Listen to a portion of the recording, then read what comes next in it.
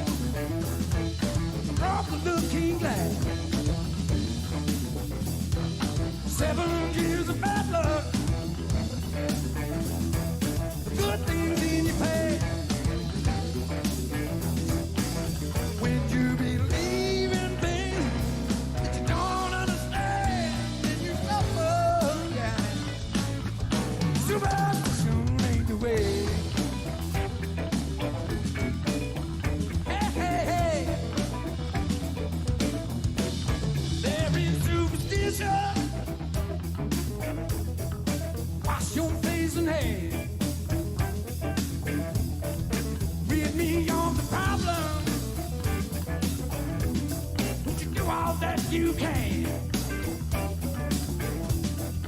keep making a daydream, keep me going strong. You don't want to set me, sad is my song. When you believe in things that you don't understand, then you suffer. Ain't the way. Yeah, yeah, yeah, yeah, yeah. Alexi Lex.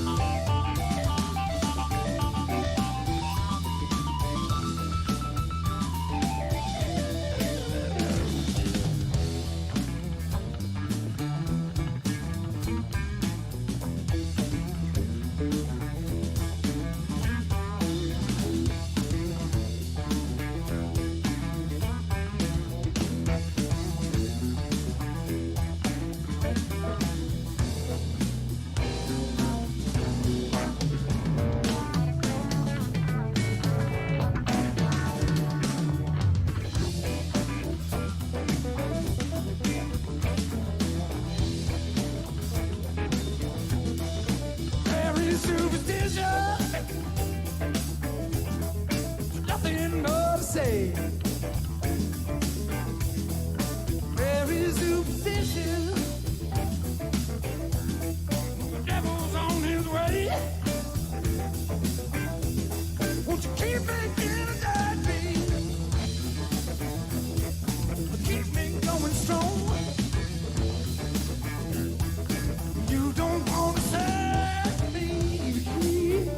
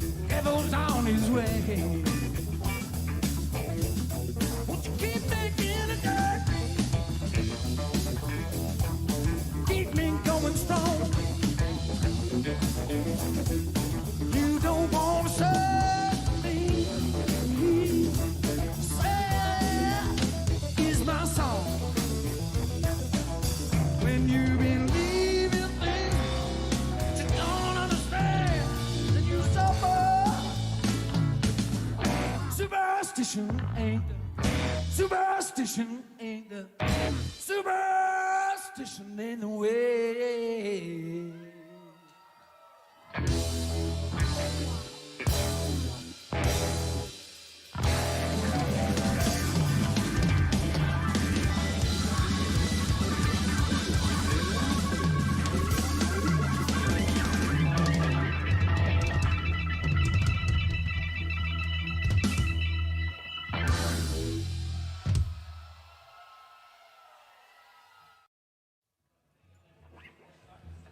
Ready, girls?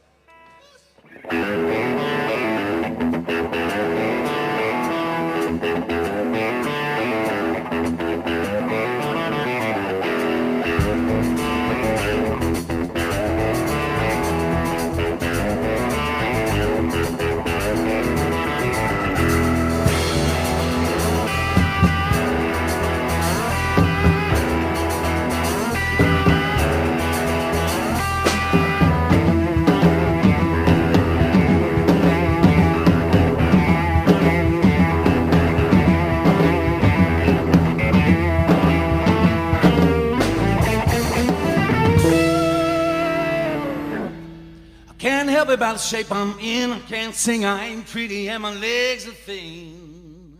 And don't ask me what I think of you. Might not give the answer that you want me to.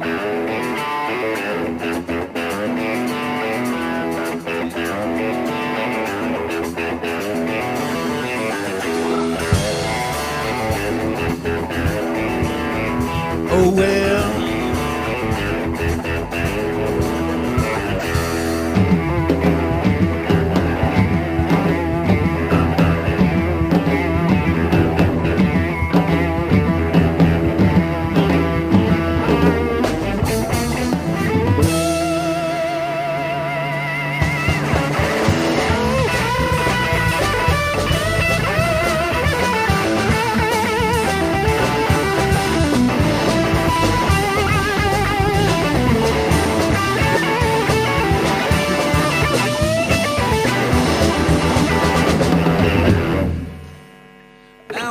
Talk to God, I know He understands. He says, stick by me, I'll be your guiding hand.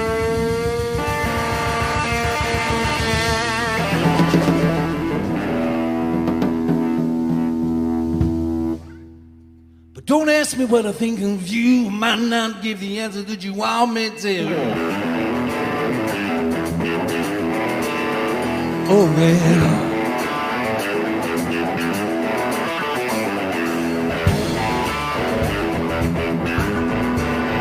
Oh well.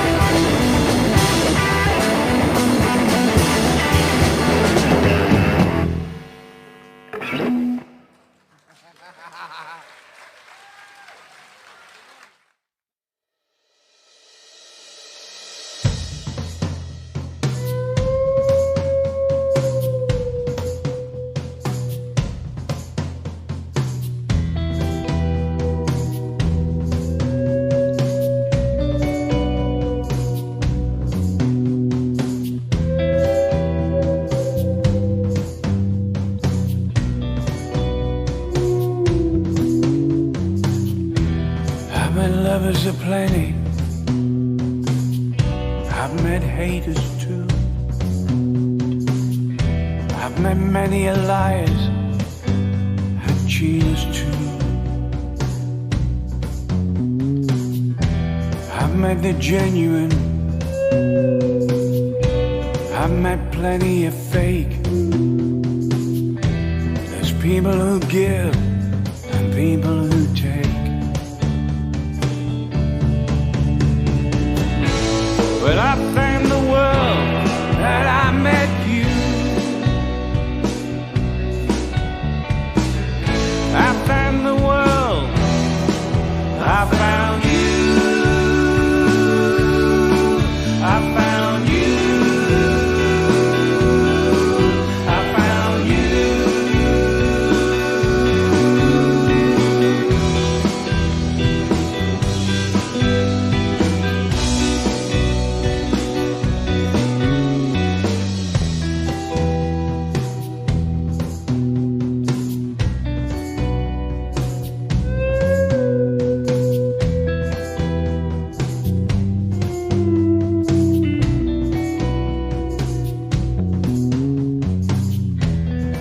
Time ever ridden so high,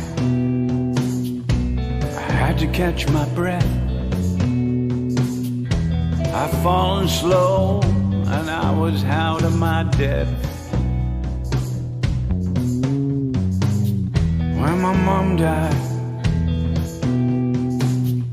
a huge part of me died too. But she said carry on, just like you. But I thank the world that I met you. I thank the world I found you. I found you. I found you. I found you.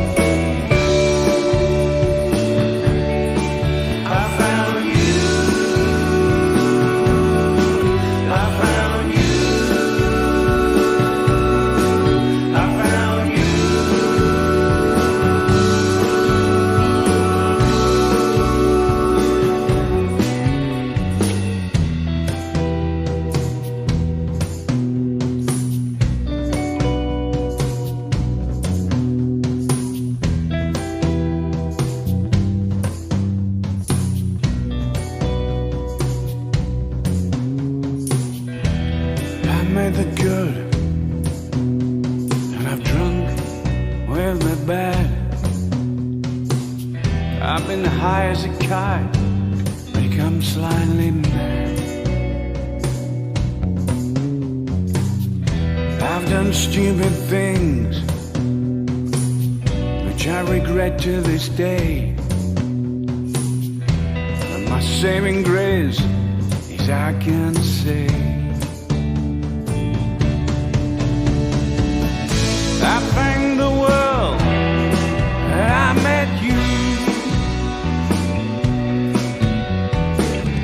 I thank the world I found you. I found you. I found you.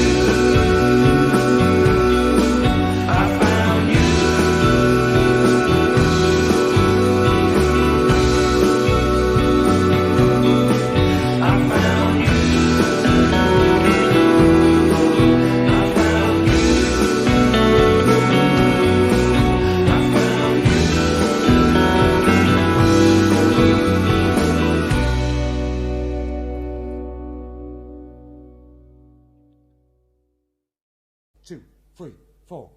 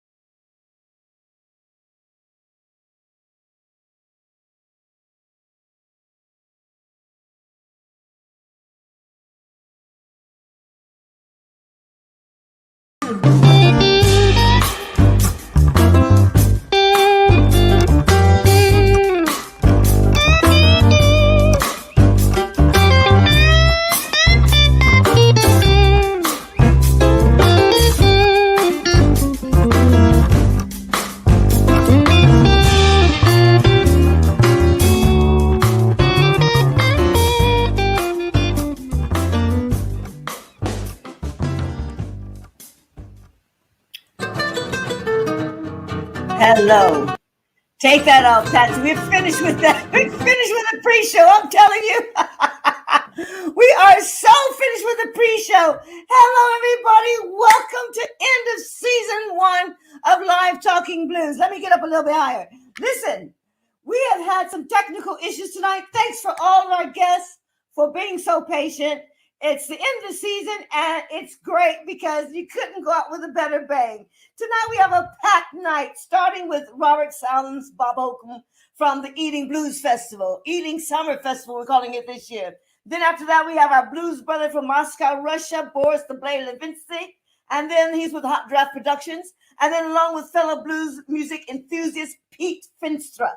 And then with our usual injection of live blues music from Julian BURDOCK, Richard Townend, and Will Johns. We're going to bring in, first of all, Boris. I know I told you to be first, but hang tight because we want to get Bob Hope and Robert Salmons in quickly. He's going to come in and tell us what's happening. This is the left. I'll let him tell you. Hang on. Come on in here, Robert. What's happening, Bob? Hello. Sorry about that, man. How you doing? All right. We didn't get to the sound check, but that's okay. Gave me time to have my tea. I know I saw you. It looked good too. Well, that's what you meant to. That's what you meant to do in the green room, isn't it? Eat. Yeah. You're supposed to eat fruit and all that kind of stuff. But you look like you was getting down some orange juice and spaghetti and all kinds of stuff. So tell us, how did last week go, or last weekend go with the Ealing Summer Fest? Are we calling it? Well, it's the Ealing Blues Festival as part of the Ealing Summer Festival. The Ealing Summer Festival covers comedy, jazz, blues, some community events. They even had a dance music event as well for the youth. So no, it went well. We reckon the turnout was about 2,500 people. Not bad. Which, bearing in mind the council has concerns about social distancing still and everything else, was about right for the size of the venue. It was exactly. It was pretty full. Bands, we had a few PA system issues, but once that was resolved, everybody went down a storm. And the surprise bit of the night, which nobody was expecting, was that at the end of their set, Are You Experienced, to our Hendrix tribute band, he set fire to his guitar, which nobody. He did the whole Monterey bit, and we hadn't realised he was going to do it until one of the state events managers came to me and said he's taken a can of lighter fuel on stage with him, and he's got a spare guitar. So that all got us a bit by surprise. But hey, it was great. There's some fantastic photos of him holding this burning guitar up. So we got the whole Hendrix thing. And of course, the reason that we don't always book tribute bands unless they've actually got a connection to Ealing's music heritage. And of course, Mitch Mitchell, who was the drummer with Jimi Hendrix's band, grew up in Hanwell, Borders Road to be precise. He worked at the Marshall Amps shop. And of course, when he got the job with Jimi Hendrix, took him down the Marshall shop, and the rest, as I say, is history. And it was that relationship which propelled probably Hanwell's most famous industry into being a world brand. Now, so we booked the Jimi Hendrix Tribute Act as a nod to Ealing's heritage for Marshall Amps and Mitch Mitchell. And they were very, very good. And the burning it and smashing of the guitar was I bet we were just standing on the side of the stage speechless. because we just didn't So- expect it. So what can we expect for? Is it next weekend? Is the last weekend? Isn't it? This coming Saturday, yeah. Well, there's somebody by the name of Cat Pearson on at 1 o'clock. Oh, right, yeah. That's Who could that's that me, be? yeah. Who could that be? Then we got quite an interesting band. They're not known on the blues circuit, but they've had a lot of play on BBC Six Radio, and they've got a lot of name followers. So they are essentially a roots band, but we just haven't seen them on the blues circuit. But they are, and they're called the Boondock Hippie. And Boondock Hippie. Are they on after us? No, they're on after you. Yeah, they're on After at us. 3. Okay. And they're very good. I put a YouTube clip of them on the Ealing Blues Festival Facebook page today. So if you want to find out about them, then after that we got Big Joe Louis, who is a very, very respected figure for some time in the British blues scene. Definitely. Then 7 o'clock there's Catfish with Matt Long, who's UK Blues Awards Young Instrumentalist of the Year, and then for some reason they've actually allowed me to close the show at 9 o'clock, and I'm bringing in my band with 2 drummers. I love loads of percussion. So I love that. I know, it's like the Tedeschi Trucks band. I love bands with 2 drummers. All that stuff I Me do too. is fantastic, and I love Latin music, and so I've got my band with 2 drummers. Well, where can we find tickets, or where can the public find tickets at, Bob? Well, you just go to the Ealing Summer Festival's website, which is www.ealingsummerfestivals.com, and the ticket link is there. It's pretty easy to trace. Okay. And then emissions and all that sort of timing will be on the website. And I guess should they bring an umbrella or something? What's the weather forecast for next weekend? I bring an umbrella and something because it's England. The weather forecasts are mixed, and over last weekend, we had a couple of very light showers, but nothing serious. Okay. So hey, right.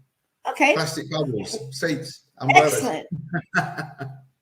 I thank you for popping by and letting us all know about that. And sorry to hold you in the green room for so long. It's all right. But we will see you next weekend, I guess it will be, wouldn't it? Would you like to say hello to do you know Mr. Boris the Blade from Moscow? No, he's let's introduce you two, since you guys do a similar job. And let's bring in Boris. Come on in, Boris. Hello, Boris. How you doing, man? Let me take your mic off. There you go. There you go. Hi, Boris. Hi, Boris. Hello. Hello, Boris. Meet Bob Holcomb or Robert Salmons. This is Boris Litvintsev. I've been trying to practice that all week.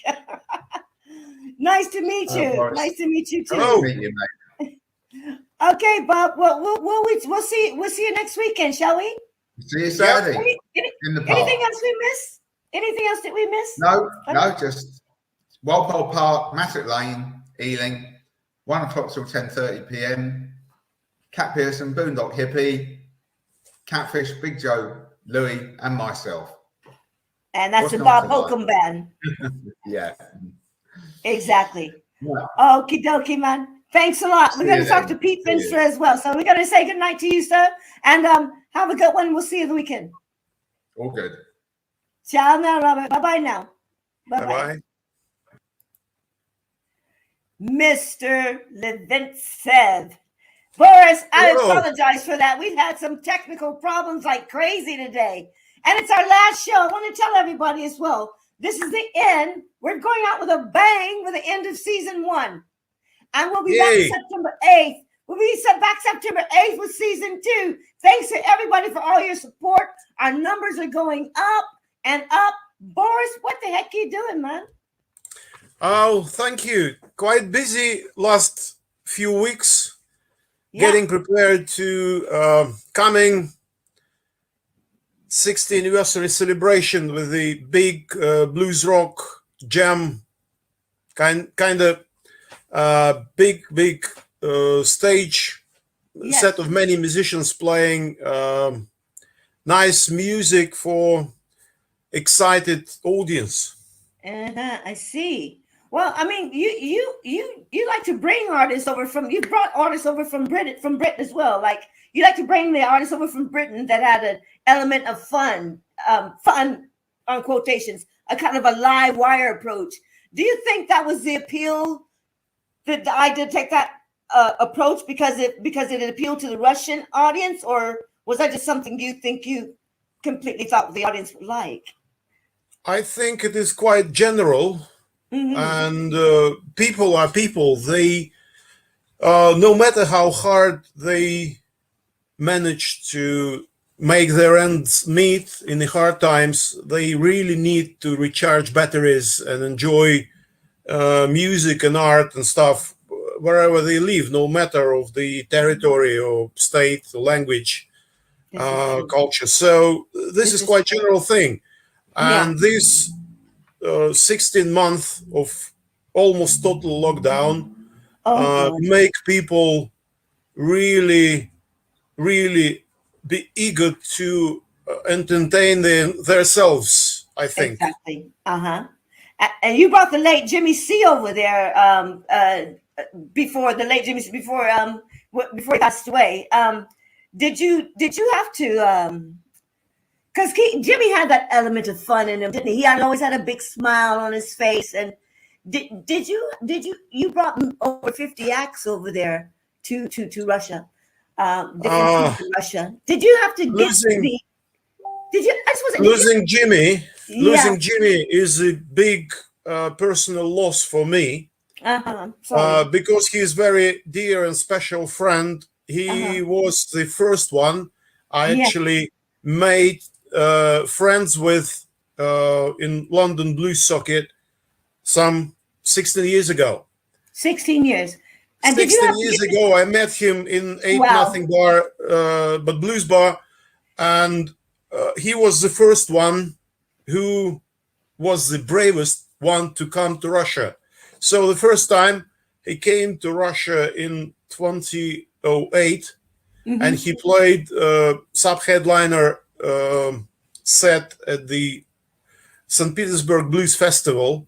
In the pre-show, there was a video from there, quite serious production. And this festival been run by a dear friend of mine, also late. He passed away a few years ago, Steve Nekrasov, the man who was behind this blues festival in St. Petersburg. So he booked a couple of my acts, and supposedly there was on the bill Jimmy C and Frank Ash. I see. Also from London, but there was some issues with visa because Frank got French passport and it takes longer than British passport or Canadian passport like Jimmy's to obtain Russian visa, and Frank actually missed it. And then it took 5 times to bring Frank to Russia. Okay. But Jimmy is the absolute record holder. He came to Russia 9 times. 9 times. 9 times in, let me count, in 11 years. In 11 years. Wow, that's pretty good going. Did it take a lot to gain the trust? So you took a lot of acts over there. Did it take a lot to gain the trust of the British artists to come over there? Or once Jimmy started going, everybody kind of followed? Is that? Yeah, Jimmy kind of, he was kind of a pioneer. So his first visit shows firstly to himself and to others that people can trust me as a promoter, and then can trust the musicians I actually provide as a backup band. And yeah, I really owe a lot to late Jimmy. Yes. He showed the way. So he was like trailblazer, I would say. Yes, yes. Now, I'm a little curious, being the girl, I'm a little curious as to why there weren't that many female acts. I know you had Bex Marshall, Danny Weil, and was it Frothgill? Was it Lorna Frothgill? Lorna Fothergill. Fothergill, yeah. Yeah. Would you be opening up the doors the next time the COVID is a little bit finished to to bring over more female acts, or? Yeah, it is very likely. Uh-huh. The main thing, people here, they expect to see someone who is singing and playing equally good enough on singing and playing, let's say guitar or bass or keys, whatever. And it's hard to sell just a singer if it's not just don't get me wrong. It is hard to sell on the blues scene anything apart from anyone, female or male, from United States. That's what I was going to ask you. Yeah. The best is if the person is black. Yeah. So this kind of stuff, this kind of attitude is Pete Feenstra a few days ago in his interview asked me why I'm doing this British blues invasion while so many doing just American stuff, bringing, let's say, very unknown people over here, creating legends and myths around them and selling like big stars. But if you go to Chicago on Wabush or Clark, you will see 12 people playing on the corner, basking for a change. And you can take anyone and bring to Russia, create a legend and sell it much better than I can sell really great British acts. So this is a kind of prejudice on Russian blues market. Yeah. Speaking of Pete Feenstra, shall we bring in Pete? And because you guys are old friends, you and Pete Feenstra, you have a similarity. Pete is a relentless, long-time supporter of what I'm doing here. Okay. Also, we managed to meet just for a second 10 years ago at the festival, High Voltage Rock Festival in London, in Victoria Park. He was interviewing all the time, all the stars from 70s, and been busy. I just showed a respect, like a bow, and go to do my own stuff. So we just, 10 years ago, we almost met in person. Hello, Pete. Speak of the devil. Let me get your mic. I'm sorry. I keep doing that, taking everyone's mic off. Hello, Pete. Good evening and welcome. Oh, you're supposed to say that to me. Yeah, sorry. Yeah, good evening and welcome to you, sir. Well, let me say this, right? I've got a crib sheet in front of me because this is what I want to tell you about Boris, all right? So, I guess one of the reasons I'm on here tonight is that I'm a fellow promoter, and the thing that binds us, apart from friendship, is the fact that we're both independent promoters. I think that's a really important thing to say. So there's 4 points I quickly want to make if I've got time about Boris. You've got plenty of time, One concerns him being an independent promoter.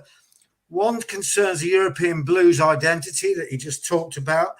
One concerns about actually being able to take musicians over many miles and new territories within Russia. And the other one is just crossing over the blues to a non-blues audience. So I'll be really quick about this. But this is for you, Boris. Okay. You're an independent promoter, right? And I can relate to you as an independent promoter who books people that you believe in. And you establish an enduring relationship, which you just mentioned, that in turn opens the doors for cultural and musical exploration. And again, you've already said what I'm about to say, which is especially true when you have a jam band and a Russian tourist musicians playing with blues tourists, as they really are, which is a great thing. Blues tourists, I like that. Regarding the European blues identity, you're also instrumental, of course, in backing that idea of a separate European blues identity, which, though never totally divorced from its American roots, celebrates a moment in time when the British blues invasion did indeed change the world. And now you, Boris, continue to produce a new generation of music and a new body of work, which, as we all know, you record and film, which is a kind of building up an archive of another generation of British blues invasion. We should thank you for that. I think that's great. Third point I want to make, just quickly, you've done something that the Americans have always struggled to do on their home turf, which is that you've managed to take musicians like that we've got tonight, like Will Johns and Julian Burdock, and you've promoted them over long distances all over Russia, which is an incredible thing. Whereas in America, they struggle to break out of any territory because it's just so big. And you have the same problem, but you've managed to do it in Russia, which is unbelievable. And then there's people like Richard Townend who are on the show tonight, who's a more lyrical-driven musician, who's now really well known in Moscow. And I think that's absolutely brilliant, you know. And, anyway, just to finish this one off, because I'm going on and on. That's quite all right. Well, American blues musicians are, you know, at club level, they struggle to break out of a particular area. And you've done this. And in doing so, one interesting facet that I imagine has been the case is that when I was talking to Julian Burdock on my show, for example, and Will, they've told me these stories of getting on trains and going miles across Russia and all the rest of it, meeting incredible people. And you've actually programmed, you've just mentioned St. Petersburg there, but you've programmed your blues acts, the British Invasion blues acts, I imagine, into some festivals in front of people who probably didn't even know it was blues. Yeah, but they loved it. Particularly, a great example would be Jimmy C. We've already talked about his smile and the way he engages a crowd, but not many people can do that. But he was a great ambassador. You brought him. You were instrumental in doing this, bringing him over there and introducing people to music they thought they probably wouldn't like, and they actually loved it. And to finish off on a personal note, many years ago in the mid-'80s, I was in Samarkand, believe it or not, watching a function band in a hotel, and when they finished playing Michael Jackson or whatever else they were playing, they had a blues jam at the end of it. And the great thing was about 25 people, I'm not going to exaggerate, but about 25 people in that audience all stuck around and listened and said, this is what we want to hear, you know. Anyway. Where were you, Pete? Where were you? Samarkand. It's way out in the east part of Russia. It's the Asiatic part with the temples and everything, you know. It's amazing, yeah. Who'd have thought I'd be listening to blues in a place like that? Exactly. With voice around, I probably will in the future. So there we are. Exactly. So there you are. It's a bit of a ramble, but that's for you, Boris. There you go. Thank you. Thank you. That was absolutely brilliant. I mean, what a segue.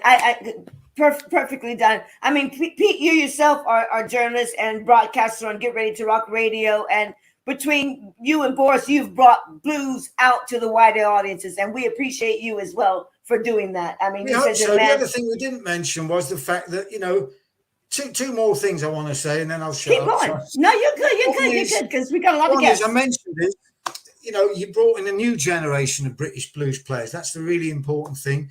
We need to try and get more women, and we've said that, and it's equally difficult in the UK and Europe. Probably only Thomas Roof in Germany has got a handle on that. He signed up a lot of young blues acts. The only person I can think of in the whole of the blues world that's actually been proactive in that respect. Yes, so definitely. You know what to do about that. Yeah. Thomas Roof likes to. Sorry, go on. And as Boris was saying about an artist playing an instrument and singing, and that's what Thomas Roof is doing as well. A lot of his female artists are actually guitarists, singers as well, and so that holds true.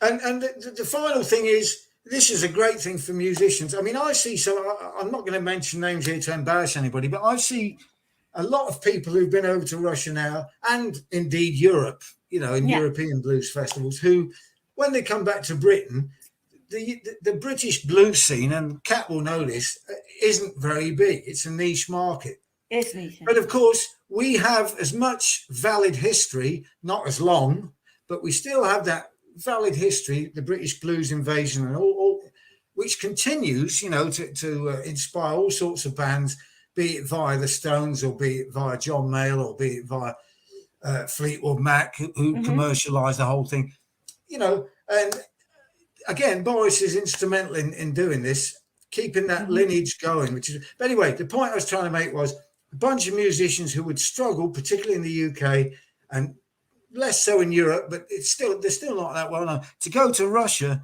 and commune and engage an audience. And Jimmy C would be a great example of this. He beavered away in Britain for years, and he got his own niche. Everybody knew who he was, and he built it up. But to go to Russia and suddenly be able to play a great big festival like that and go down a storm, that is what it's all about. And well done again, Boris. Yeah, Jimmy C. We met Jimmy C. in Spain at the Ain't Nothing But the Blues. They had the Mijas Blues Festival. Right. And Kevin, the owner, used to do that. And at the time I was going over there as well to play. And that's where I met Jimmy C. down there at the Mijas Blues Festival. Did you ever go there? Boris, did you go to Mijas? No, I haven't been there, but I know about it. And I've seen posters of this festival 2006 and 2007 in Ain't Nothing But, where I spent so many nights seeing so many acts those days. Exactly. So let's carry on. So we have. I mean, you're gonna stay with us for a little bit of time, aren't you, Pete? Yeah. I just also wanted to bring up that little thing you touched on about the British blues invasion in Russia, and there's a parallel, isn't there? I think you mentioned in one of your excerpts. There's a parallel between in the 60s when the Stones over at the Ealing and the Crawdaddy and the Ealing, at the Eel Pie Club, how they made that explosion to the public with the blues, and then what Boris is doing over there in Russia. It's that same kind of pioneering type of feeling, isn't there? It's a pioneering feeling, but of course the big difference is that when the British blues invasion went to America, there was holding up a mirror to America's own cultural heritage that they didn't even know about. Yeah, if you were black and played blues, they brought that back. Blues, whereas with Boris, he's actually breaking a new audience. Yes, this is true. Audience. Although, Boris, go on. I was going to say, Boris, but how are the Russians? Like you said, Pete, you were way up in the Baltics or something, listening to the blues. How are they accepting? Do they understand the culture of it, or is it just or is there someone teaching the culture as well as or just they just enjoy that what the music feels like? I would say that generally, in cities like Moscow and St. Petersburg, two biggest cities, the audience mostly into blues and rock music, and also they have some serious musical background. Those who are coming to our gigs over the years, all of them, or most of them, got serious musical background. Some of them are from generation of 60s or 70s. Some are very young, probably children of those who are from 60s, but brought up in the good, I would say, good music environment, no bullshit. So they somehow know the heritage, the roots of British blues invasion. All those names like Alexis Korner, Graham Bond, John Mayall, Eric Clapton, Jeff Beck, whoever, Peter Green, they are well known in Russia between these people in main cities. In local provincial cities and provinces where we go, people just want to be entertained, and for them, foreign musician is kind of a sign of quality of the act, and they have very little idea about blues, no idea about the actual musician. They just go to be entertained, and they always got much more than they can expect, because we always provide the absolute top level of the entertainment, no matter who was touring, because all the acts, they are really into what they are doing. And I always put great backup musicians, very talented, very well trained, who can play anything. And my guys, my boys in Moscow, they eager to learn more good music and to play with good acts in order to improve their knowledge of music and ability to play. Great. Well, we have a great act that you brought along. Let's cut to a little bit of music. Julian had to go to a gig tonight, so he's not here, but we want to play one of his videos. Patsy, can you put that video on? We got some titles here, but I can't remember. It was about Russia, wasn't the title?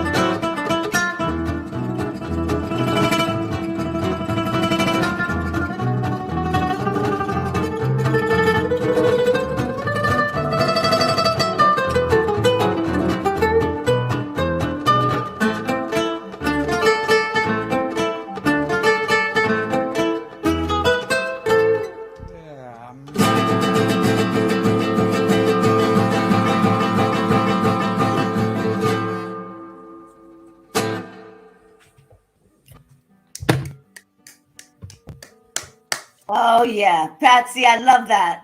Thank you for playing that, Patsy. That was a Julian Burdock with the title "Tear It Up in Russia." I believe the title.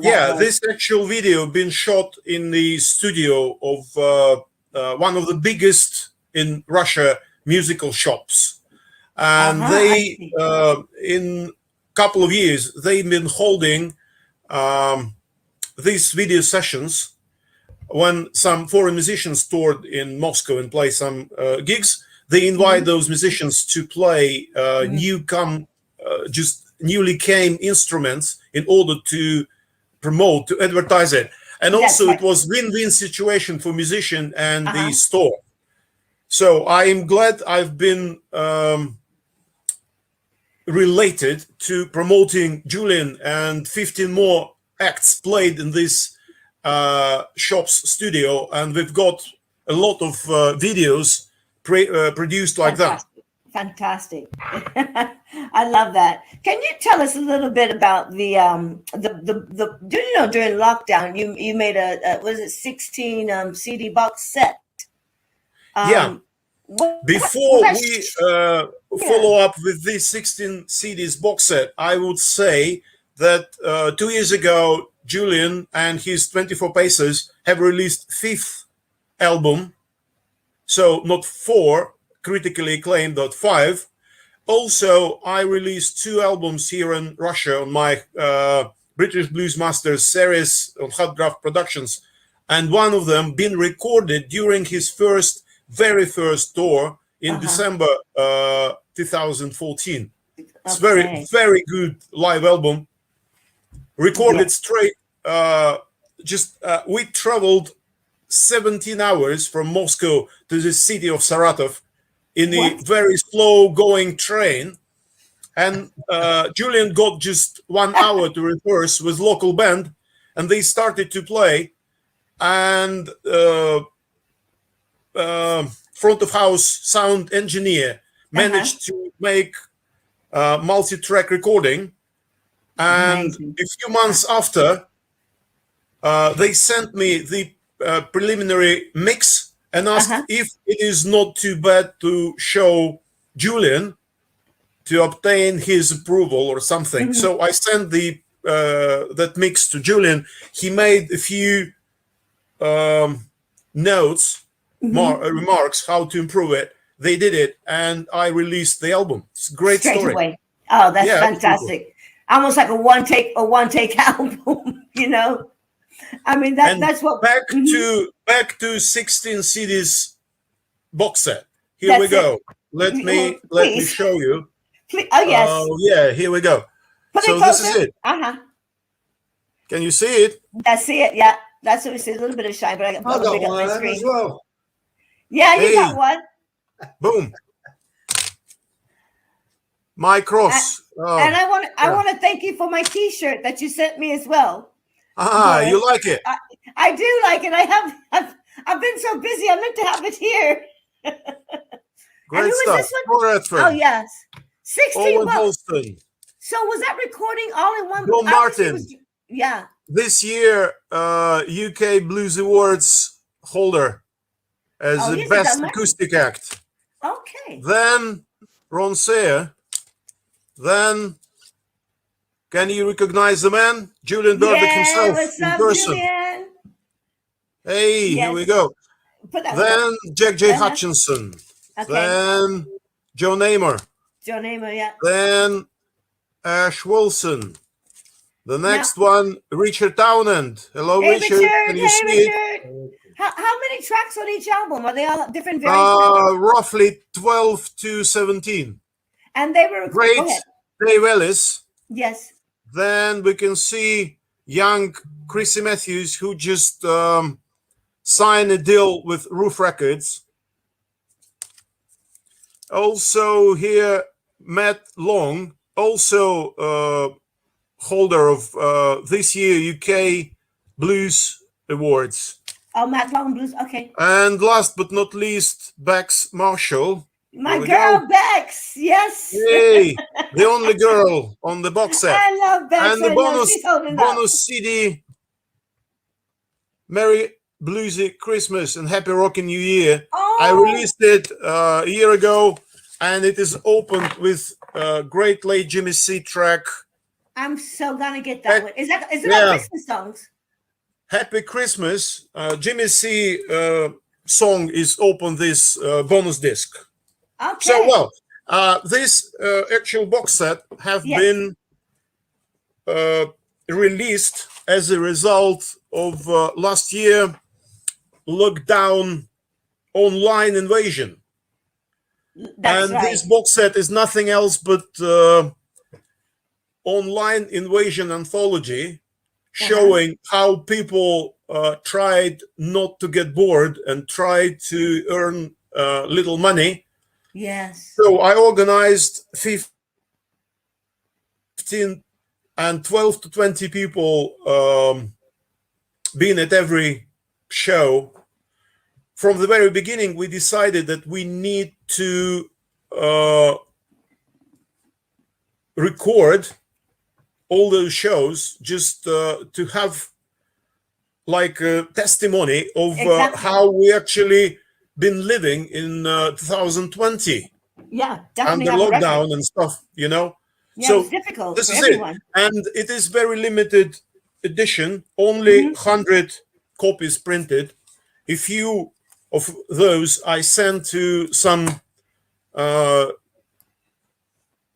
like journalists, radio hosts, and all. That's it. Some have been pre-ordered in the very beginning, and the guys who actually pre-ordered it from UK and from Russia, they helped me to cover expenses, but I still need to sell at least 25 copies to cover initial expenses, and then hopefully would earn some profit. Yes, it would be nice. Tell them where they can get those copies at. Because since March 2020, I haven't earned a penny, because all my acts scheduled to 2020 to last season have been cancelled, obviously due to pandemic, and the online invasion was the only option we actually can manage to do. So if people would buy the last like 70 copies of this box set, it would be nice and would help me to make my ends meet and to survive until the times the borders will be opened and I will be able to bring all these beautiful acts to Russia and relaunch British Blues Invasion to Russia. Yes. Now, Boris, where can they get those albums, that box set? Where should they go to? Hot Draft? The best way is to find my Facebook page, British Blues Invasion to Russia, and send me a personal message, and I will send options, prices, and the way how they can pay for it quite easy. Mostly it is just PayPal, normal stuff. PayPal address. PayPal, the actual parcel is going to the respectable owner. Okay. So, I mean, I guess maybe I should mention that. I might have to try to mention that Bob Holcomb, you're there. Maybe we can try to get that album out to some of your audience at one of the festivals. I'm not sure how we can hook that up, but there might be a way that we can see if we can get. You got a merchandising table there, Bob? The trouble is, here in Russia, we get more and more tight control by the government and customs and revenue office over anything people doing here. And by some stupid reason, PayPal haven't recognized my business account, so I cannot hold and manage to run the proper internet shop. I see. But only way is just to buy it from me like a person. Okay. Not from like a business, Okay. you know. Okay, well, we'll go over to your Facebook page there, and that's the British Blues Invasion on Facebook to find Boris there, and get that 16 set box set, the Invasion to Russia Festival. Listen, first let's take a little break. Richard Townend, you're there. Hello, Richard, because Richard was one of the CDs that you held up, Boris. Richard, how you doing? Yeah, I'm fine, thank you. Thanks for waiting for us, and thanks for waiting through sound check and all that stuff. I know Julian had to go, but I just wondered, we'll have a little chat with you in a bit, and also for Will Johns in a bit as well. But I just wonder if you wanted to give us a live song, please, Richard. You got your guitar there, and we're entertainment chat show. And okay, so this is a song that I wrote for guitarists. So Mark Knopfler is a fantastic guitarist, and he had a guitar, and it's rubbish. And he's rubbed it down, and he resprayed it, and he's put different pickups on it. He's done everything with it, and it's still rubbish. And so he can afford any guitar in the world, but he's still got this guitar, and that's why he's got that guitar. And he said, well, it's a friend. The guitar's a friend. You know, it's been there when I've been low. It's been there when I've been happy. So I wrote this song called Best Friend. So it's something like this. Okay.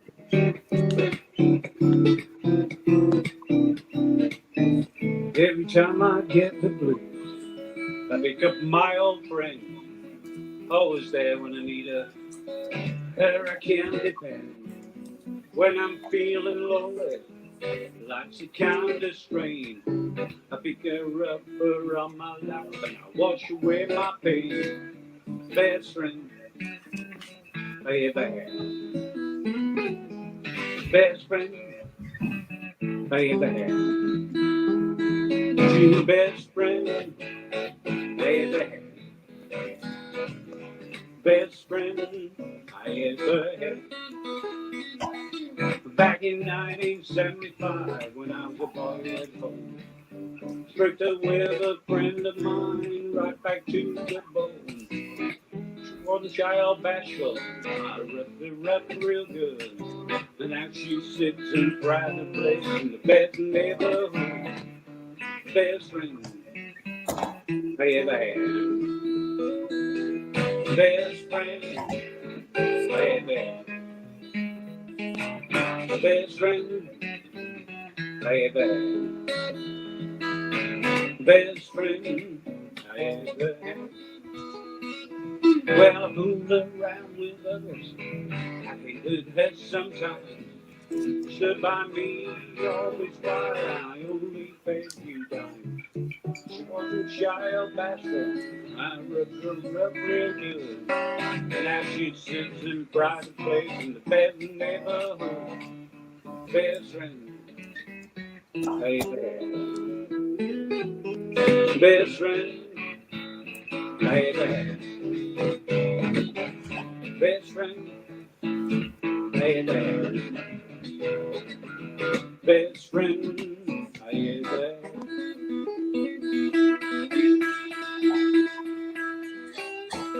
Right, I'm gonna do one that's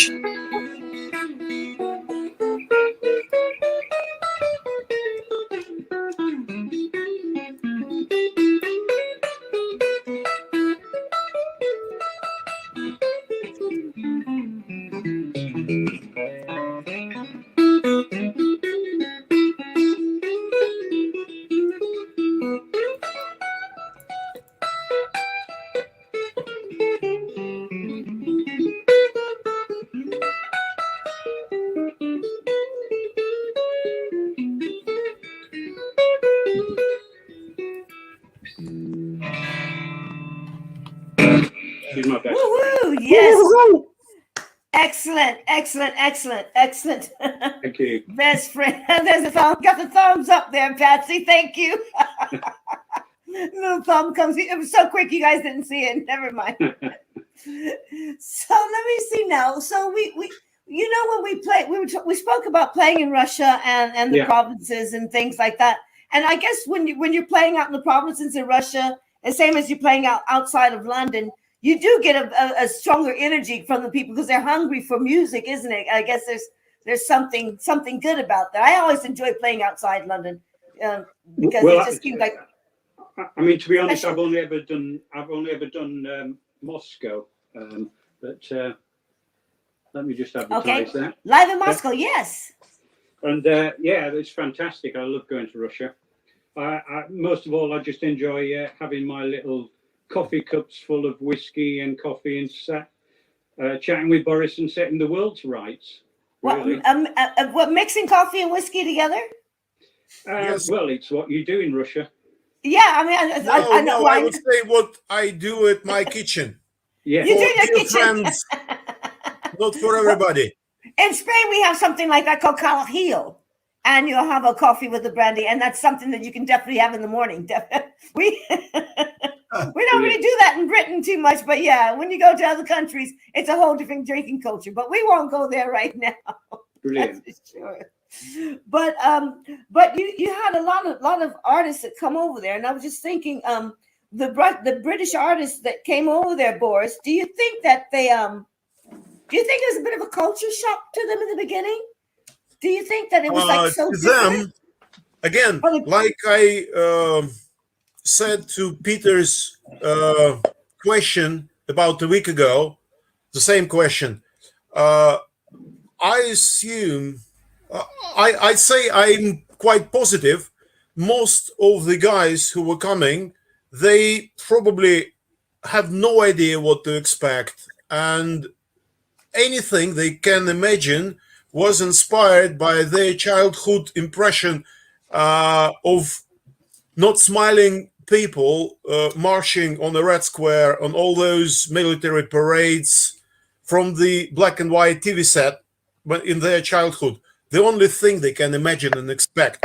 And when they came, they have seen something completely different, especially in terms of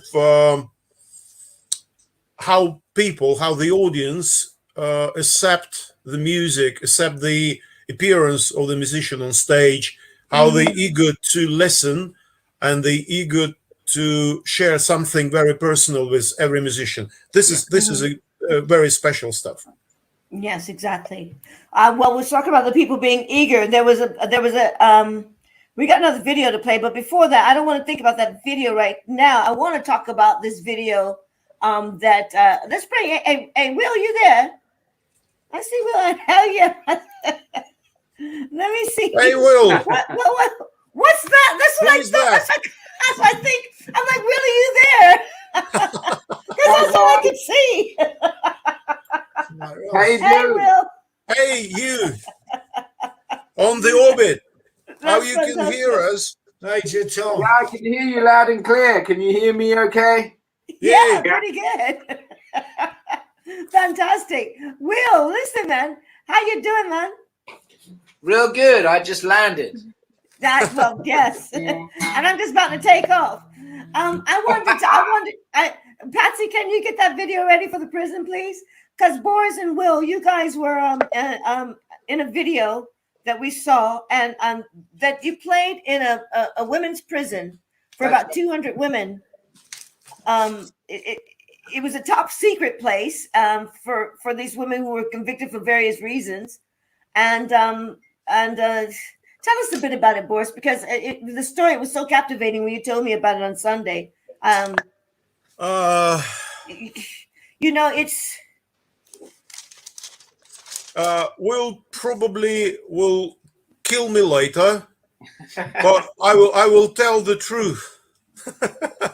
It was the second time Will Jones came to Russia, and he came with his then buddy Malcolm Bruce, Yes. And after playing one show in Moscow in the theater, along with folk band from Hang on, Patsy. a very Patsy, small Federal Republic of Mordovia.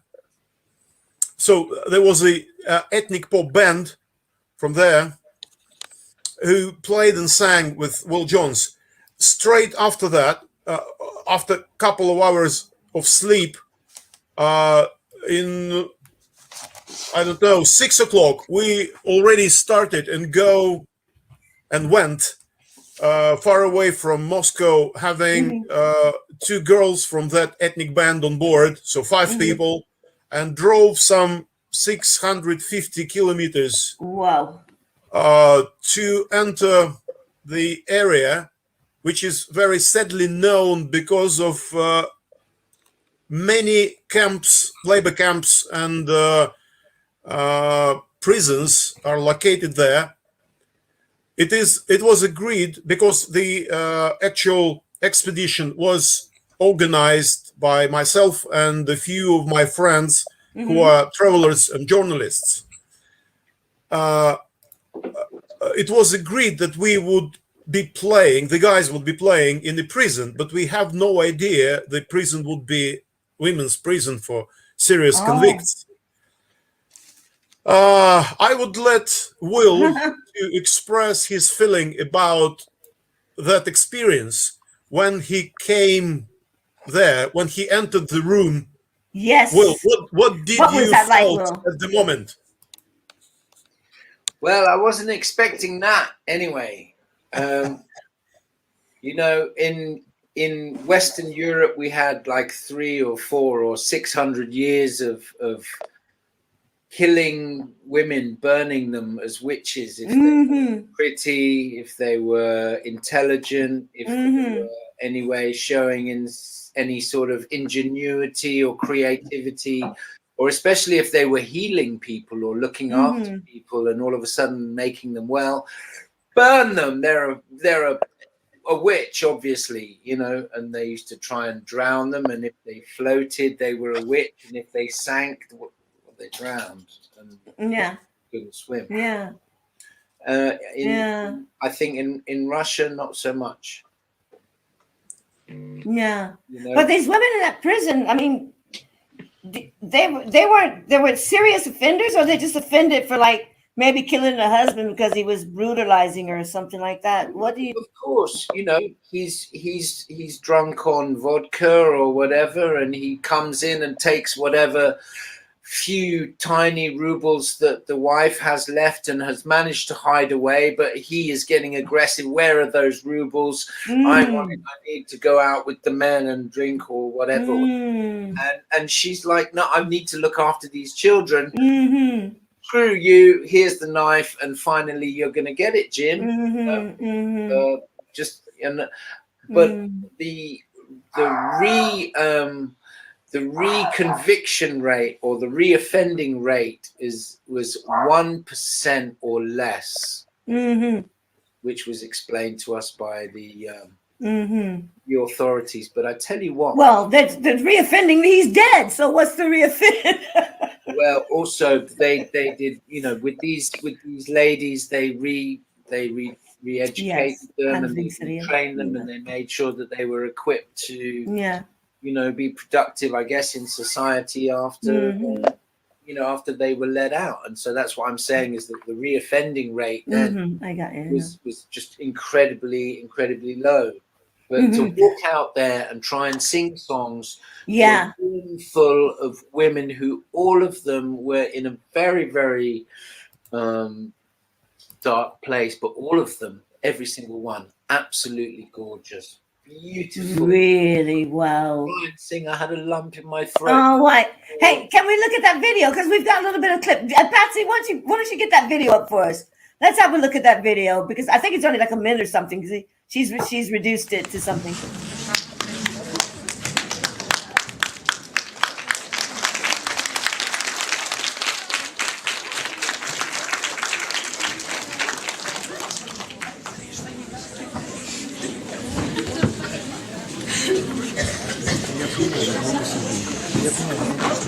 Your time. Your time. Yeah. You love blues. Hey, everybody, should go. We can never live together now. Your time. To your time. Move on down the line. I'm gonna pack up my suitcase. Move on down the line. Well, there ain't nobody worrying, ain't nobody crying. Every day, one summer day.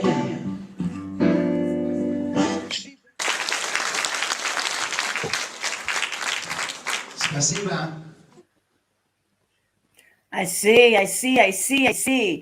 Now, you and Malcolm, like Boris says, you and Malcolm Bruce were the only 4 musicians who's managed to get inside that prison, who have ever been in that prison. That's something amazing in itself, you know? Gosh. Wow, it was kind of freaky. Yeah, I would say not in this prison, in any prison in Russia. Yes. Absolutely.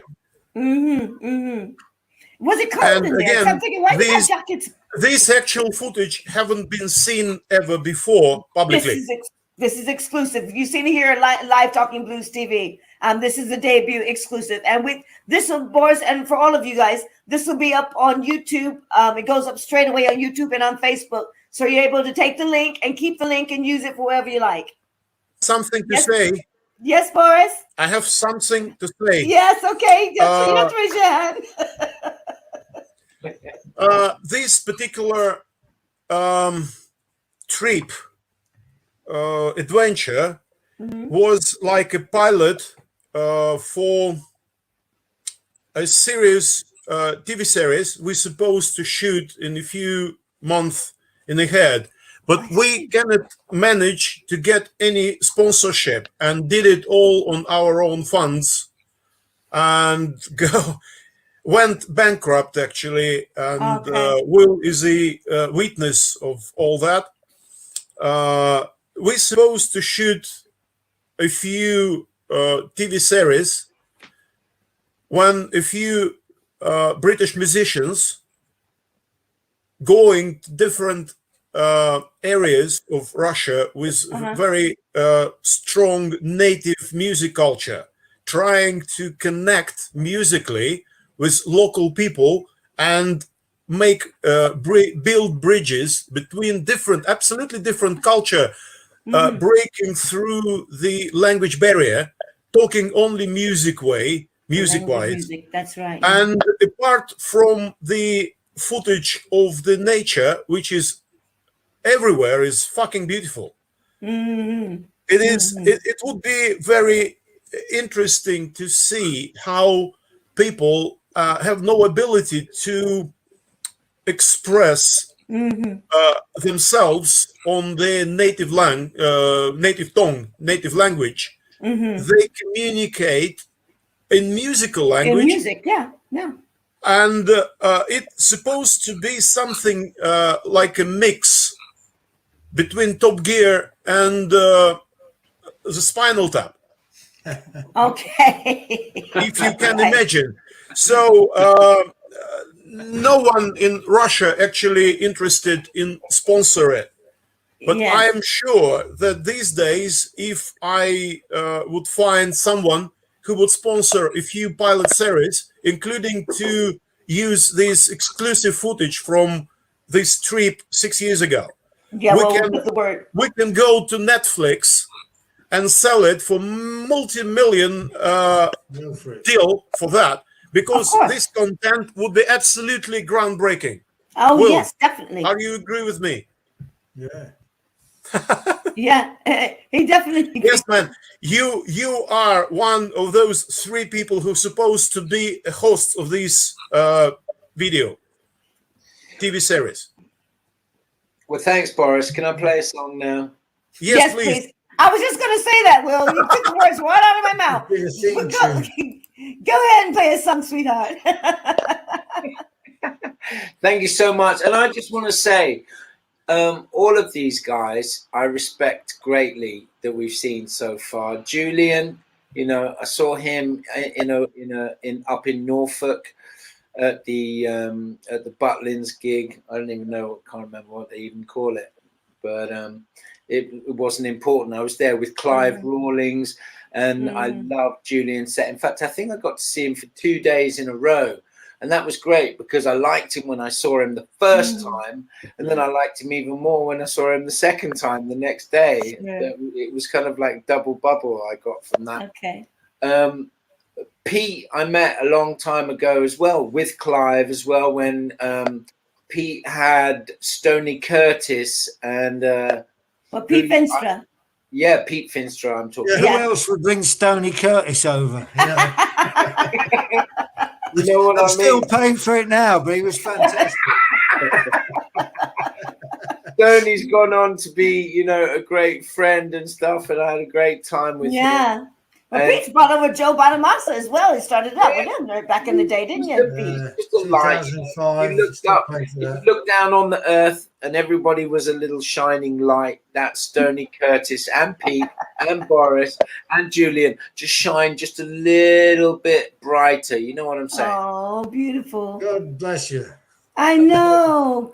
I'm going to play this song now. This was it only started out as a silly little thing because I pulled this plywood shitty guitar off the wall in the Ranelagh, and I just started playing because I happened to have a slide in my pocket, and it became this song, Blues Daddy, just a little thing, and then it's recently become the title of my most recent album, and it got to #1 in the UK Roots chart, Roots Music Report chart, and that's good enough for me, and I'd like to play it for you now. Thank you very much, all of you guys. Bless you all. Thank you. Thank you, Will. Go ahead.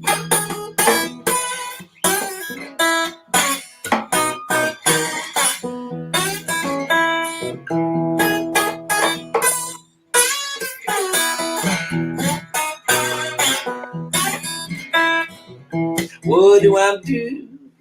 Where I go? Play those blues, Daddy, all alone. What do I do when I get home? Play those blues, Daddy, all night long. In the early morning and late at night, gonna play those blues, Daddy, play them right. When the moon and stars both shine, play those blues, Daddy, one more time, yeah.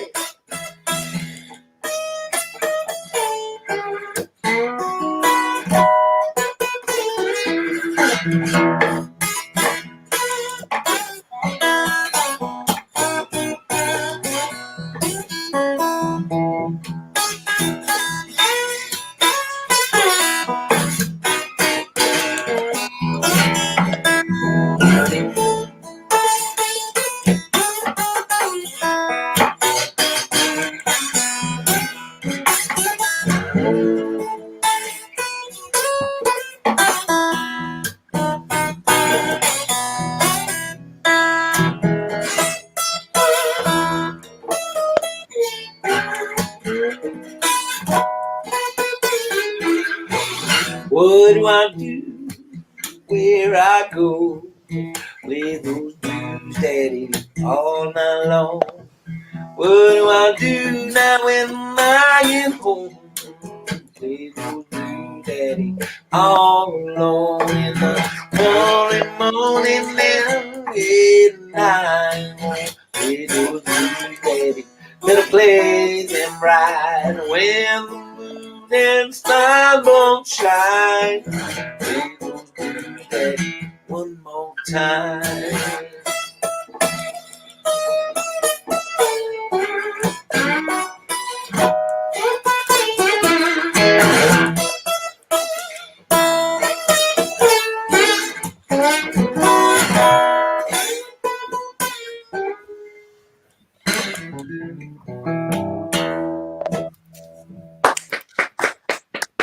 Give it up to Will Jones.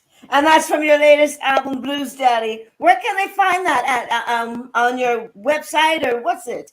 Just simply my website, willjohns.com. Will Jones. All day long. All right, that sounds good to me. And Boris, we know where to find everybody. I guess we have to let everyone tell the audience where they can get a hold of 16 box set, where they can buy tickets to Ealing Blues Festival, where they can listen to Get Ready to Rock Radio, and where they can listen to Richard Townend and where's your next gigs and stuff like that. So should we do a little bit of that? Because we need to. I've tried to put it on the site, but we also need to put it. Boris, again, where can they find the 16 box set and also the British Blues Invasion CDs? Please go to Facebook page, British Blues Invasion to Russia, and drop me a line if you're interested. I will send the anyone who is interested all the links and all the options, how to obtain it, how to pay, and very next day you pay me on PayPal. It would be on your way. Mm-hmm. Okay, great, thank you. Now, Peter Feenstra, you are on Get Ready to Rock Radio on Tuesdays from 7 to 9. You're also writing for, is that Classic Rock Magazine? No, I used to. I used to write for Classic Rock Blues, the blues magazine. Oh, that's right. Yeah. Which lasted, I think it lasted about 6 or 7 years. It was a really good magazine. It was a good magazine, Actually, the interesting thing about that, which I don't know, I wasn't going to talk about this, but the reason it didn't go anywhere ultimately is the very same problem that blues has now, and it's one thing that Boris is actually doing something about, and it's the fact that we all grew up, people of a certain age, my age anyway, I'm probably older than the rest of you, but, you know, you had giants of the genre. You had the old Chicago guys, then you had the British Blues Invasion guys, then you had the Stones. But there hasn't been anybody in the last 20 or 30 years that's been able to carry on that mantle at that level, you know, on an international level. Now, that's got nothing to do with talent or creativity or anything like that, because we've had some great players in the last 20 or 30 years. Yeah. But the truth of the matter is, you know, it's the demographics of it all. You know, you should never lose sight of the fact, whether it's blues or whether it's not, it's pop music. It's all pop music. It's popular music. It only lasts a certain amount of time. They don't put it on terrestrial radio. You can't. You have to go off to the boondocks or onto the internet to even listen to a blues song. I mean, back in the day, it would come on KKJLH, you know, on just your normal. But that's true. But there is one other strand of thought, which is this, and I subscribe to this. You see, you've got a thing called the blues, and we all pay lip service to the blues. Now, none of us are black, none of us pick cotton, and we can't have any meaningful economical, social thread to that music other than being moved emotionally, right? What you can do, however, is you can have blues as a catalyst rather than a genre. It can be a catalyst for everything from hip hop to folk music to in and out jazz, you know, which came first, jazz or blues, whatever. But that's its importance now in my eyes. You know, if you're looking for common ground, isn't it? Huh? It's common ground. It's something that resonates with you, and that's your frequency, that's your vibe, that's your thing, that's your color, that's your whatever it is, whatever label you want to give it. It doesn't matter. That's your thing. That's what you or we. That's what we attune to. That's where we lean. That's what turns us on. Absolutely right. But I think ultimately it's two things. It's emotion. And we're looking at Richard over there, who's a great lyricist. I'm not putting you on the spot. Oh, yeah. He's a truly great lyricist. And, you know, that's another thing that is very, very depressing about contemporary blues.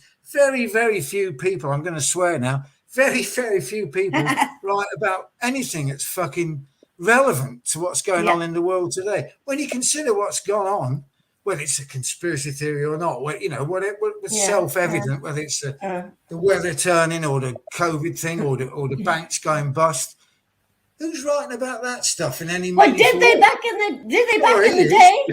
Yeah, this young man is. That's what I'm saying. It. Yeah. Behind a white shirt, Richard Townend. There he is. Yeah, I know Richard. Dylan of Essex.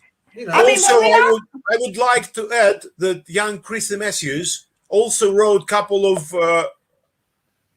songs, very nice songs, about these sad times of lockdown and COVID, all this shit.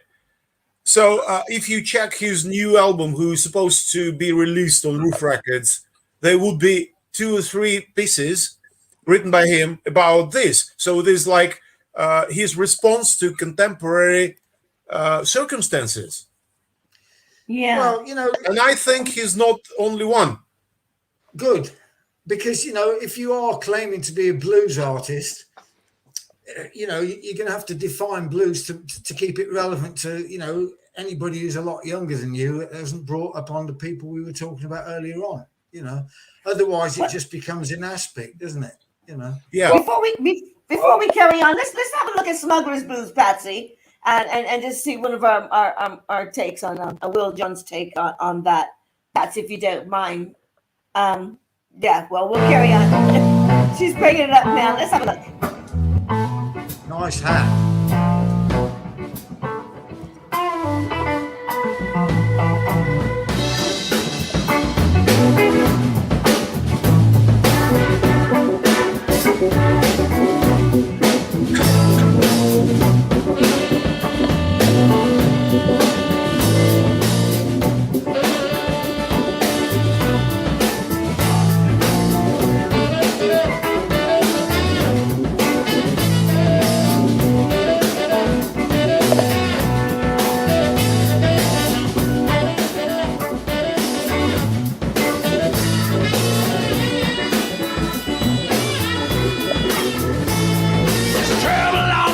Tonight, I can feel it in my bones.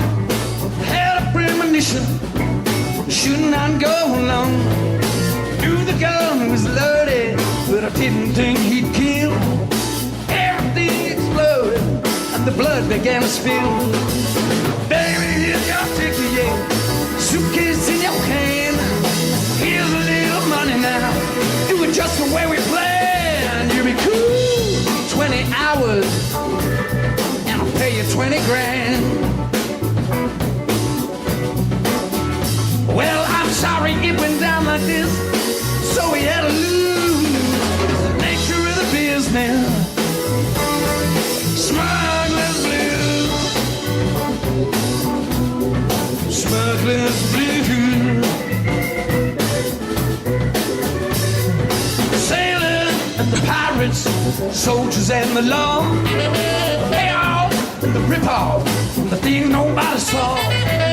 Metal rippers, heroin, cocaine or hash.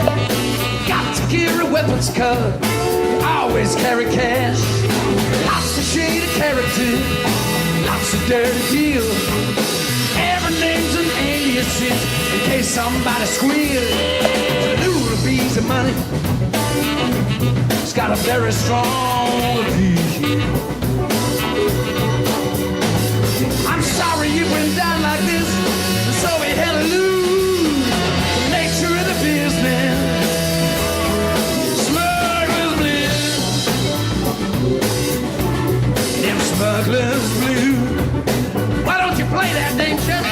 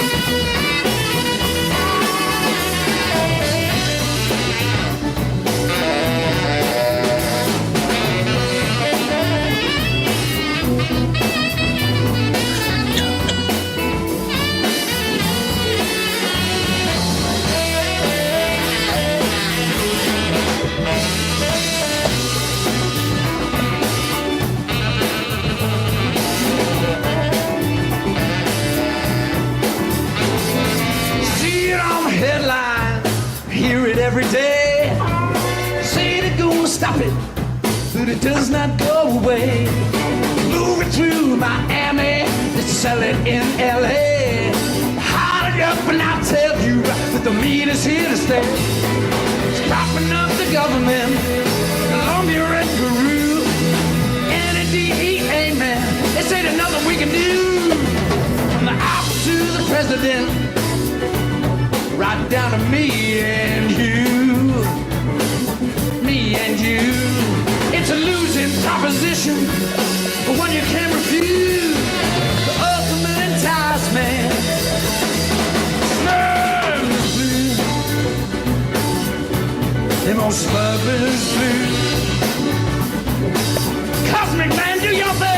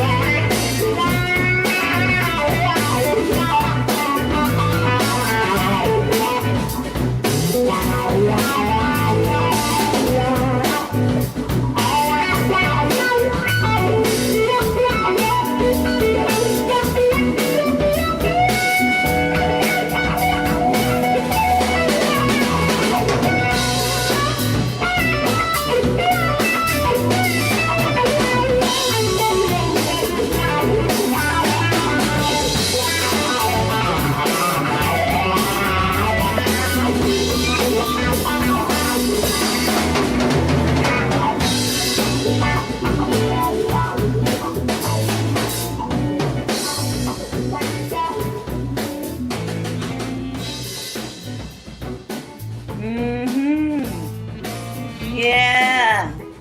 Oh, Will, man, you got it going on. You got it going on. Smugglers Blues. Where was that? Where was that? That was in the marina, in Brighton Marina, actually. Quite a long time ago now. It's got to be 10 years ago. Yeah. Absolutely jamming it, though, I tell you. Let me see now. Where were we with who was doing what? Let's see now. Pete, we were talking about you on Get Ready to Rock Radio. That's what we were doing on Tuesdays from 7 to 9. And I also got an interview show, which is what I had Boris on the other week, on Sundays at 8 o'clock, which is the Pete Feenstra feature. Pete Feenstra, is that what it's called? Pete Feenstra's feature? Yeah, that's the one you were on as well, actually, a few months back. Yeah, but we didn't film us, so I thought we were just audio. Sorry? Oh, yeah, we were just audio, and that's what Boris is just audio as well on Mixcloud. It's an audio, yeah. Exactly. That's why it's called a radio show. Sorry. No, I've seen some footage with you talking to Boris, but it was actually his photo, not him. Actually, take that back. Sorry. Right. In fact, I used to do video interviews before I ever did radio, but it's just, I think I like to think that when you're doing a radio thing, that people listen more than they do when you're watching a video, actually. Yeah, I think. Well, yeah, you have to watch. You have to listen because that's what. If not, you turn it off, wouldn't you? So here, there's too many other things going on. Basically, we try to do a chat and music here, just to kind of entertainment sort of thing. And I think it's great the way you drop into videos. It's a great idea. Excellent. Thanks, Pete. Thank you, Pete. Now, Robert, we're going to go back to the Ealing Blues Festival, and tell us a little bit about that and where they can get tickets, please. Okay, can I just make one comment that you were talking earlier about the state of the British blues scene? I think there was a greater and deeper malaise which affects the music scene in this country in general. And I think that our music scene went into a state of decline when they took away the student union subsidies in the 80s, because before that, we had a vibrant university circuit, and every university in the country had a folk club, a jazz club, regular big gigs, and you would think of the Who live at Leeds, big chart-topping bands playing university gigs. And that, for me, was when the Thatcher government took away those subsidies. You look at the music business, it's run by ex-social secretaries. People that's where I got my skills. Harvey Goldsmith was another one.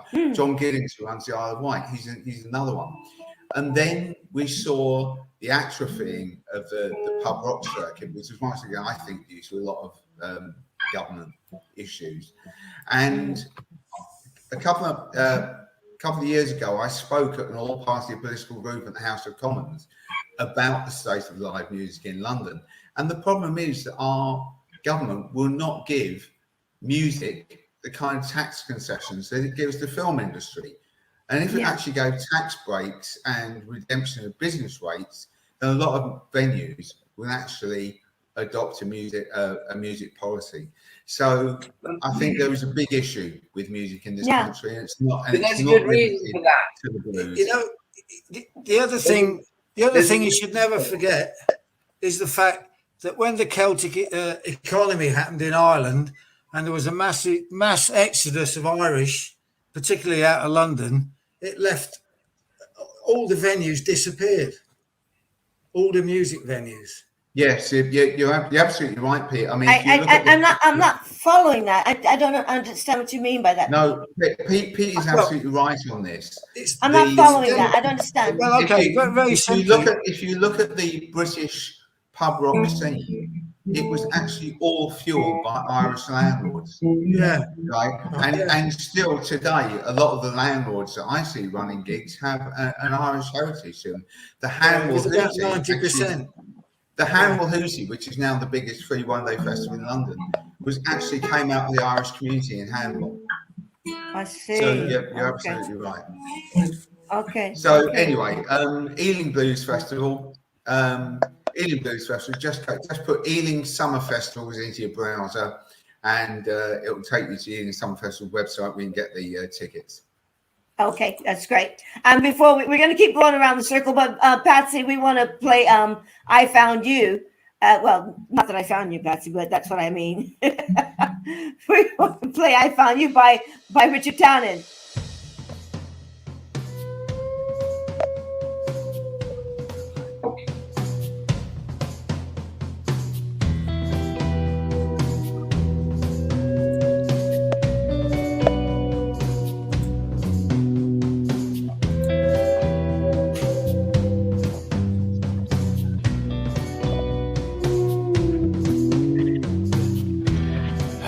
Lovers are plenty.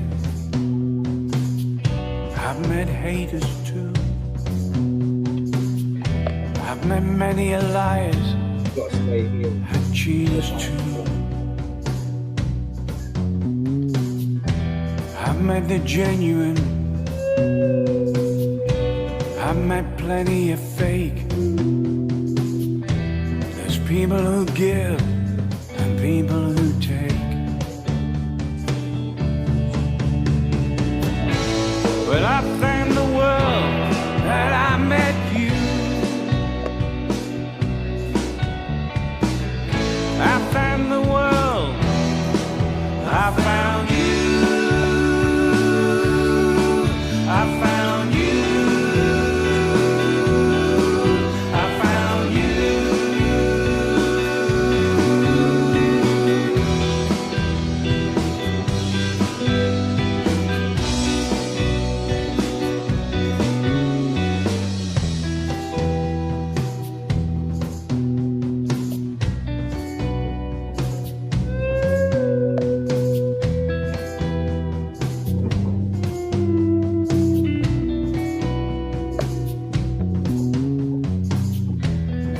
Time I've ridden so high, I had to catch my breath. I've fallen slow and I was out of my depth.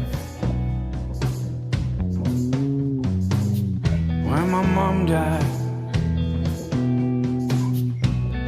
if I may die too. But she said, carry on, just like you. But I found the world that I met you. I found the world, I found you. I found you. I found you. I found you.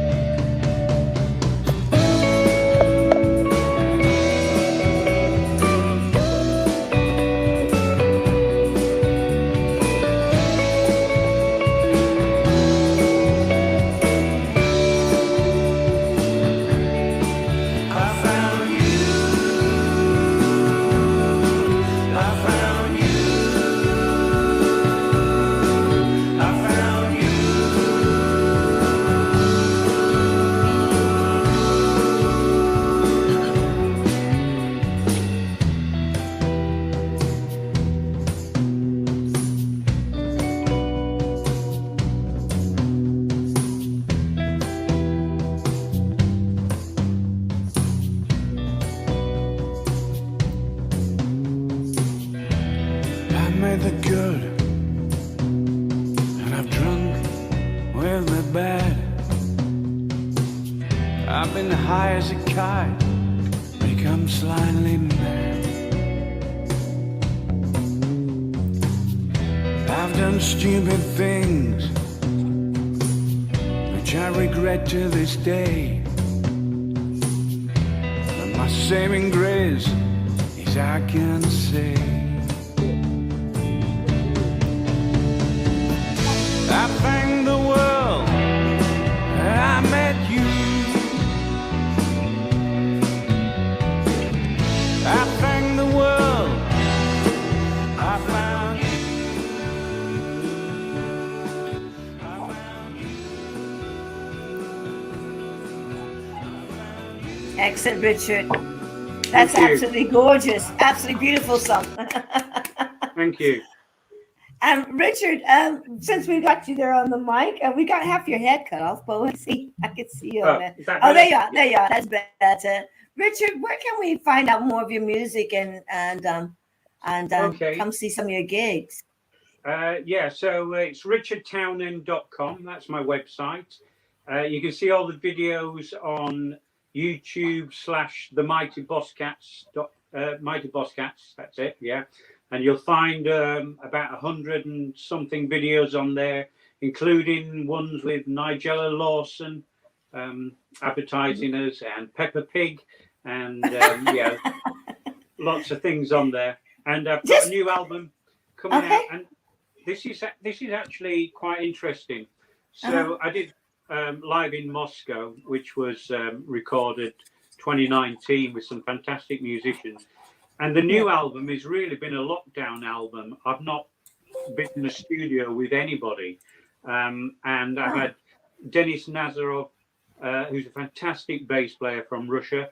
Anton Ilyin, who's just an awesome keyboard player from Russia. I've had Marcus Cliff, who plays with Manfred Mann and Mark Knopfler. So it's basically acoustic guitar, vocals, bass and track. And that's it. Okay. Well, that's absolutely brilliant. And I've put all the links up as well on the Facebook and on the YouTube. I'll put all your links on there as well. So if anyone's missed it, because I am kind of intermittently around, and it's been about 15 minutes of introductions, but you can catch that on the Facebook. And don't forget, you guys, to go. Oh, first of all, yeah, go ahead and subscribe to our Facebook channel and follow us on subscribe to our YouTube and follow us on Facebook. That's Live Talking Blues TV. Now, you're our last show for season 1. We've finished season 1 with you gentlemen, and I thank you so much. It's been an absolute pleasure. Absolute pleasure. Season 2 starts up. Patsy and I, let's bring Patsy out of the green room. Season 2 starts up in September 8th. Well done, Patsy. We've had some technical problems, but we got it done. This is Live Talking Blues TV, and you will follow us on Facebook and subscribe to our YouTube channel. We'd like to give a special thanks to our guest, Mr. Boris Litvintsev. Did I say that right? Cheers, Boris. Thanks, everyone. Thanks, Kat. So much. Thank you so much, Patsy. Boris. Thanks, Patsy. Now, if anyone Thanks, wants to Will. say it, Thanks, Pete. Thanks, Richard. thank